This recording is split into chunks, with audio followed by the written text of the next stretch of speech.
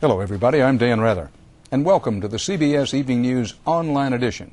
Just ahead, we report and put into perspective for you charges that a Republican-funded group destroyed Democratic voter registration forms.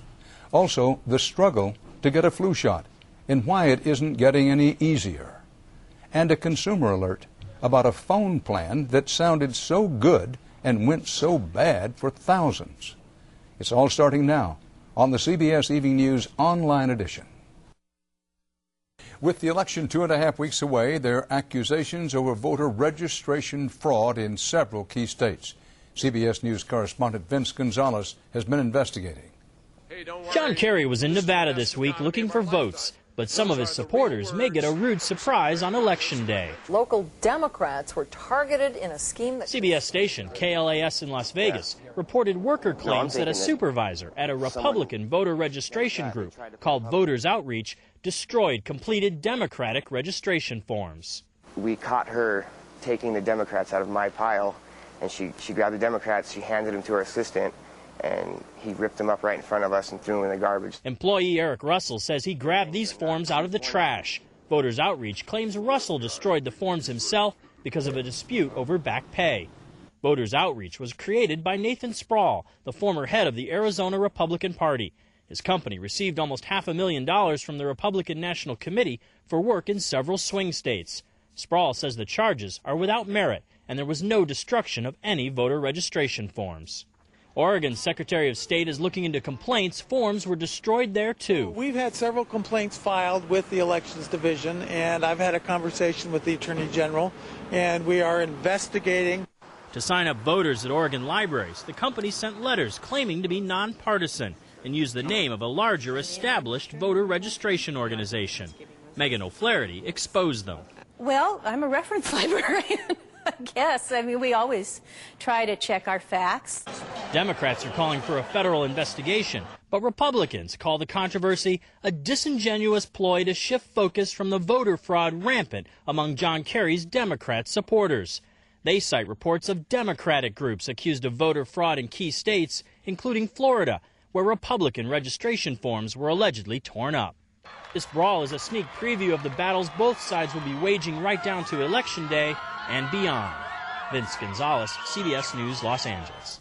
More testing confirmed the worst today. Not a single one of the 48 million doses of flu vaccine made by Chiron can be salvaged. Testing of more batches found they, too, are contaminated. This comes as Americans are already scrambling for flu shots, only to find confusion, disappointment, and worse. CBS's Sharon Alfonsi has the inside story.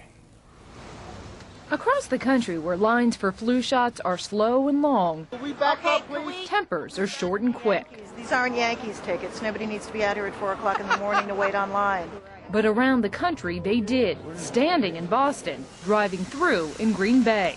Some who were turned away had to be taken away.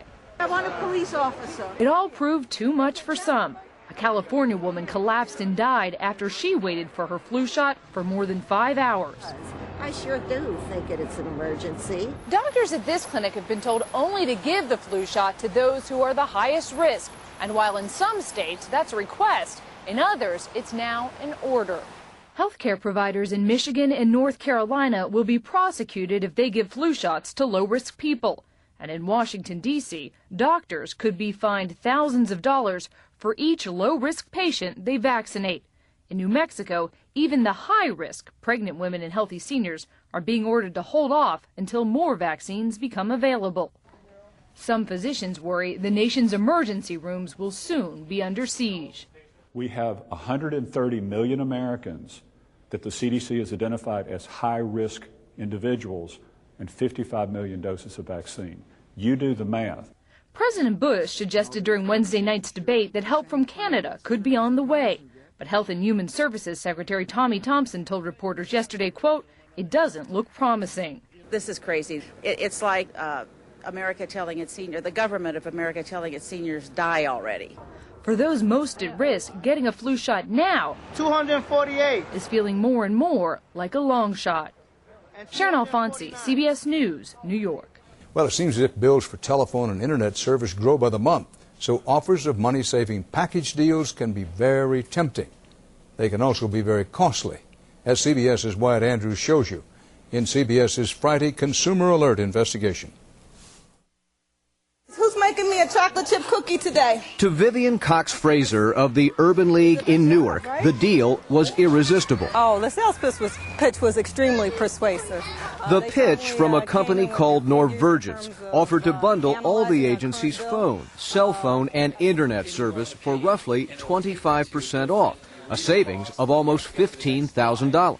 When you run a not-for-profit agency, everything counts. Norvergence sold the discounts to some 11,000 customers, including John Turner, who runs a software company in Virginia. The catch, he says, was in this box. A magic box that would do all these things for you.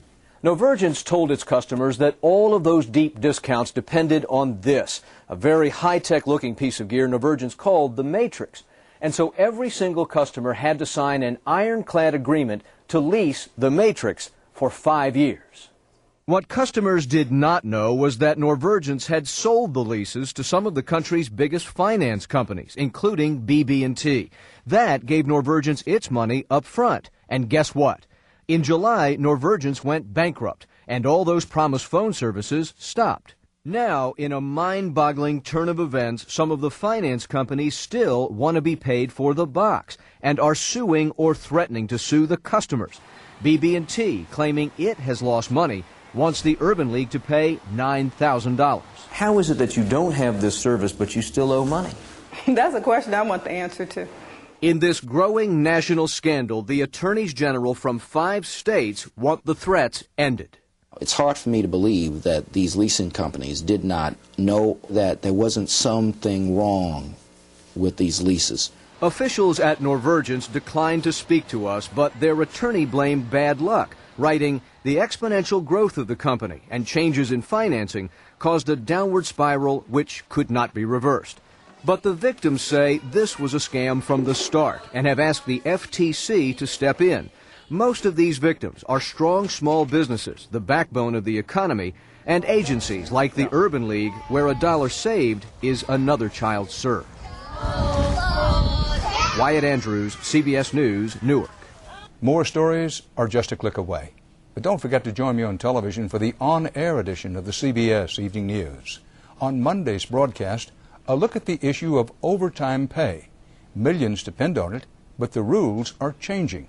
We'll show you where the presidential candidates stand in our CBS News election series, What Does It Mean to You? For CBSNews.com, I'm Dan Rather.